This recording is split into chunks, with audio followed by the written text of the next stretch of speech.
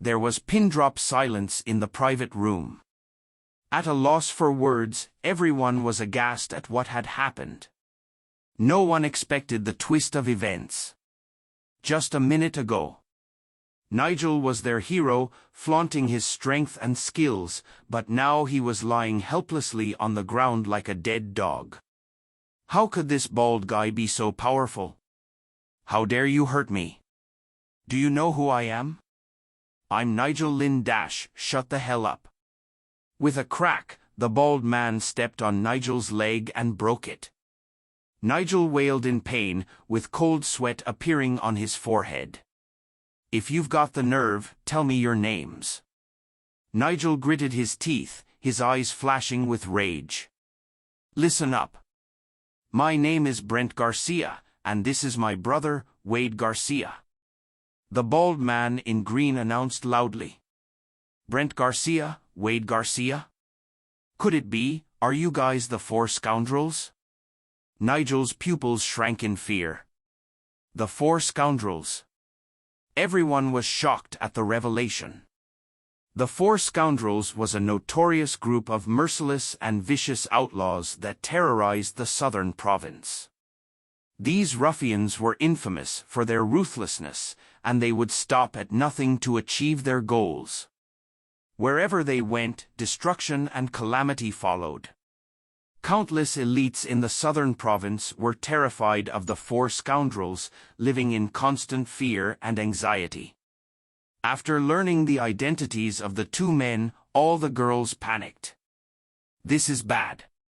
Claudia furrowed her brows. The Four Scoundrels were all martial artists with incredible internal energy. Brent and Wade were said to be even stronger than Thor. It was already difficult enough to deal with one person. Now, there were two of them at the same time, undoubtedly making things worse. If she were alone, she might still have a chance to escape. The problem was that she had to protect Sheila as well. With her previous injuries, Claudia had no chance of winning if she had to go up against two villains simultaneously. Brent. I'm warning you, everyone here is of elite status. You'd better not mess around. Nigel shouted bravely. Who cares if we cause trouble? You're nothing but a piece of shit. Brent kicked Nigel forcefully, sending him flying into the crowd. Amidst the screaming and chaos, Claudia suddenly sprang into action. She drew her dagger and lunged like a cheetah toward Brent's throat, hoping to take out one of the two opponents. In a fair fight, she knew that she was no match for either of them.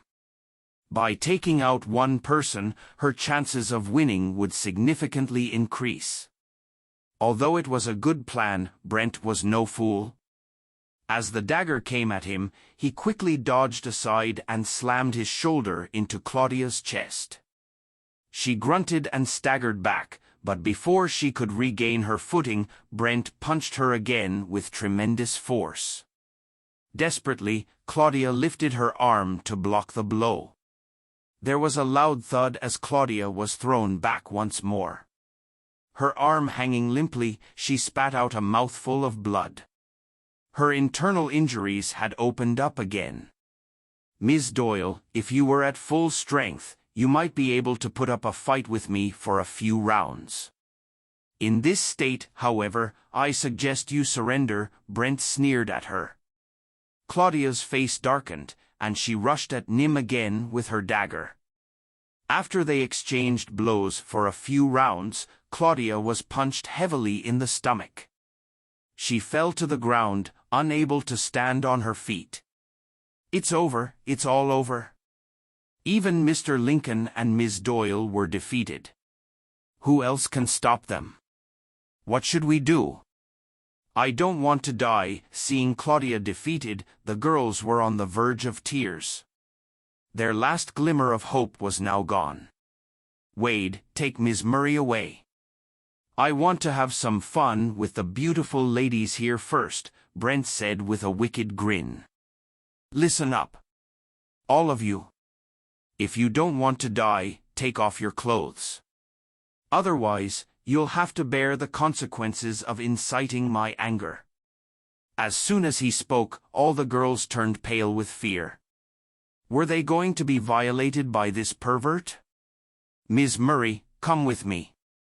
Wade, the bald guy in black, stepped forward and approached Sheila. Stop right there. Suddenly, Ruth grabbed a fruit knife and stood in front of Sheila. I'm warning you, don't come any closer, or I'll stab you.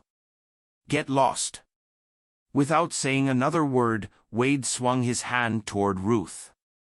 The energy gathered around Wade's hand was strong enough to whip up a wind around them.